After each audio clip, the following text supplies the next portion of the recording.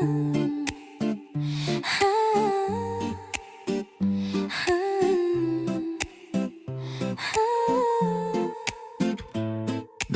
lungi, faruri în noapte, mii de kilometri lăsați în spate. Azi conduce echip, drumuri senin, manager de transport, totul merge bine. Ai muncit din greu, ai crescut pas cu pas, cu respect și curaj. N-ai pierdut niciun ceas, nu ai uitat de unde ai plecat vreodată. De-aia reușita ta e pe deplin meritată. La mulți ani, Iulian, azi e ziua ta. 37 de motive să zâmbești, da.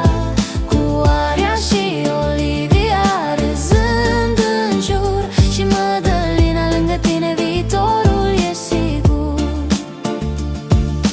Dimineți grăbite pleci determinat, două fetițe te strigă din prag. Ziua la muncă, seara te întorci cu drag, acolo unde iubirea nu are hotar. Familia te ține mereu ancorat, e locul unde revii mereu cu drag. Ai mers înainte, n-ai dat înapoi, și azi e ce contează, e iubirea din voi.